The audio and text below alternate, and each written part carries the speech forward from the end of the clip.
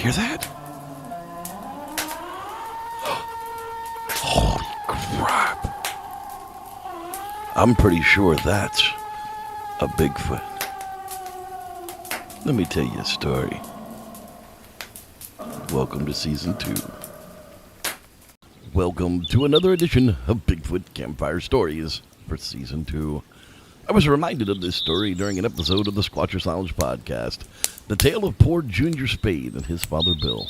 While in the wilds of the Mogollon Rim, building a log cabin, several fate-filled events took place. Let's hear their story.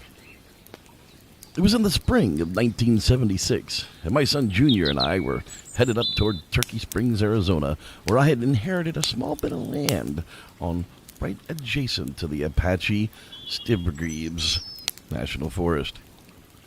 Junior had just turned 12 and was already quite the woodsman himself.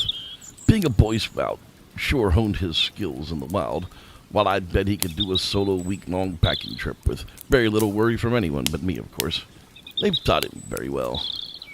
We had decided, since Mom had passed, that we'd take this opportunity for a fresh start and to make a new home. A log cabin life sure sounded like the right kind of life for us. I'd ordered a log cabin kit to be brought on site, and all we were going to have to do was fell the logs on site, put it all together. It should make for an adventure we'll never forget. Just the type of distraction we'd need to heal. I had paid a couple of the locals to clear out a tract of land and stack the trees on one side of the lot for easy pickings, as well as to clear a nice path from the city road out to the building lot, some 3/4 of a mile into the cut. When we arrived, I was pleased to see that the workers had thought much like me and cut a winding path, leaving the best of the trees standing and saving all of the old growth. I couldn't have cut a better path myself. It was nearly perfect. Well, when we arrived at the clear site for the cabin again, the men had a wonderful feeling for the land and only cleared what space was needed to level the earth for the cabin and left all the old growth around the plot. When the forest heals from our little invasion, the scenery should be amazing, as if our little cabin belonged and wanted to be built right where they placed the foundation. Junior and I had packed the van with just about everything we had left and we wanted to keep, including our temporary living quarters, an old canvas cowboy tent. It would keep us dry and warm for the next few months as we get the cabin up and tight from the elements. Junior being 12 would be a big help, but I'd still need more of an adult strength to help out, so I hired a young man named Jake from the nearby town to be my extra back for the time being, and we are awaiting his arrival tomorrow. For now, Junior and I would just keep setting up the cowboy camp and getting settled in for the night. A change of life is what we wanted, and it looks like it's just what we got. The tent went up without much effort. I was surprised, in fact. I'd figured on hours of wrestling with the stupid thing and finding out the lines were missing, but in fact, 45 minutes later, we were loading in the wood stove and running the chimney out of the top of the tent. It was amazingly simple. No wonder this is how they did it those many years ago. We had emptied the gear from the van into the tent and really began to take shape. A sitting area up front near the stove and a sleeping area in the back with our cots all comfy and ready to be set up. Tomorrow we'll build a latrine and all shall be right with the camp once more. Junior was so tired from the day that he was already falling asleep at the round table, so I helped him off to his bunk and got him off to sleep. It was a bit wiped out myself, so I knew it wouldn't be long before I too was down for the count. I grabbed my flashlight and went for an after-dark check of the woods to be sure that there were no animals about. Just as I stepped out of the tent, I thought I saw a black figure run off into the dark. But it made no sound, so I really couldn't tell what it was. That part of the lot hadn't been plowed, and the land was quite dry at the moment, so it didn't leave any tracks to follow either. But I figured it would take a few nights here before the local wildlife would get used to us and move on to another location. I thought no more on it for the night, and I went back to the tent and closed up and settled in for some well-deserved sleep, as the real work starts tomorrow. It wasn't until very early the next morning that I was awakened by Junior. He said he had been out to pee and that there was a strange man watching him from the woods. He couldn't see him very good, but his flashlight kept making the eyes shine at him. Well, I grabbed my pistol and flashlight and we went to have a look. Well, as I expected, we found nothing, and we searched for nearly half an hour. We agreed that maybe it was an owl in a tree and that he had just been mistaken. Strange place syndrome must have been what it was, and we went back to sleep. Jake had arrived sometime very early in the morning, as when I got up and started the coffee, I heard him call out to us in the tent, "Good morning. I didn't want to wake you," from a strange voice in camp. Well, I swung open the tent flap and invited Jake on in for a cup of joe to get the day started. I had noticed that when he was entering that he had already brought the outhouse supplies with him from town that I had paid for and ready to be picked up at the supply house. He was so eager to work that he had already unloaded the wood in the exact right place alone before we had awoken, just to put his best foot forward. It seems like he was the man we could learn to trust. For the next couple of weeks, work went on uninterrupted. As we had thought after the first couple of nights, the wilderness and the newness, the weirdness of the new land, had all gone away, and the animals had accepted our intrusion into their forest and stopped wandering near the tent at night, as Jake and I had made some real progress on the cabin. The walls were up, the windows and doors were framed in, and we were on the lookout for just the right trees to fell for the roof. And in just a few more weeks, this would all be done.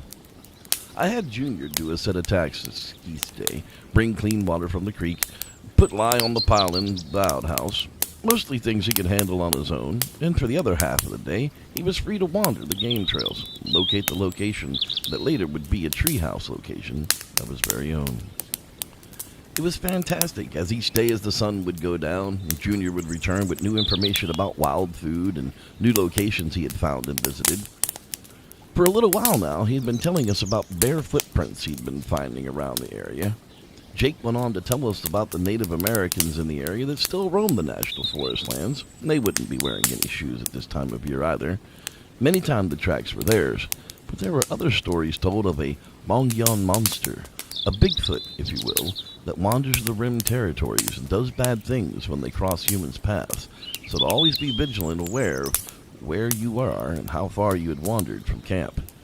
I chalked it up to old Indian stories to keep the young ones in camp at night and keep people from wandering off from the fires alone, but sometimes I really wondered.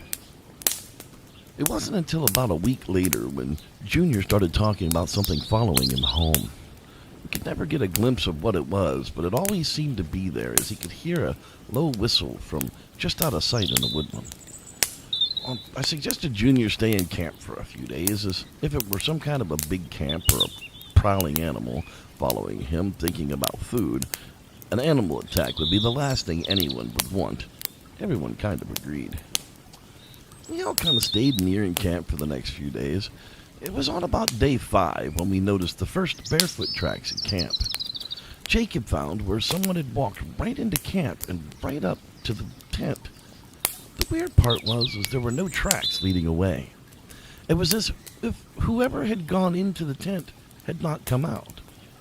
The fact that these were bare footprints, and they were huge, kind of got lost for a few moments until Junior bent down and laid his hand next to one, and we all realized that this could have been no man.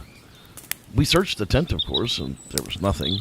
Nothing had been disturbed, and it seemed to have just vanished, at least for the time being. And then the weather had started to turn on us. Being summer now, the rains could actually set in for a day, 2, sometimes 3, until they lift. It had done this to us a couple of times already. Jake had decided to head back into town for a couple of days and check on his place and pick up supplies. When the weather broke, he'd rejoin us back here at camp and get the rest of the roof cut and in place. So it was just me and Junior here now to wait out the weather. We both agreed that we wouldn't go anywhere alone. Since the visitor had come to camp, it was just about dusk when Junior proclaimed that he had to visit Browntown, so off he went out of the tent. The outhouse was just 20 yards from camp, so he didn't feel the need for me to hold his hand this time. So I just left the tent flap open so I could see, and there he went. He sprinted like an Olympian to the outhouse, and he was inside before he could even barely get wet. A few minutes had passed, and the outhouse door flew open, and out popped the later Junior, who then promptly closed the door and started his sprint back to the tent. But to my horror, he never made it.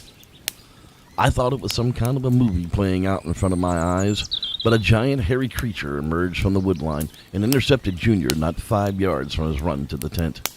It picked him up off of his feet, tore off in a flash into the woods. My boy clutched at its iron arms, and all I could hear was Junior screaming off in the distance. It took me a few moments to realize that it was actually me screaming in horror at what I had just seen. I quickly came to my senses, threw on my poncho and grabbed my shotgun, slid on my boots and ran off in the direction the creature had run. There were deep tracks plowing through the soaked ground, even more heavy now with my boy in its grasp. I could only imagine Junior kicking and clawing and punching the creature in an effort to let him go. It couldn't keep him held for long, or it would end up hurting him, so I knew I had very little time. I followed the tracks as fast as I could, but they covered twice the ground, twice as fast as I could.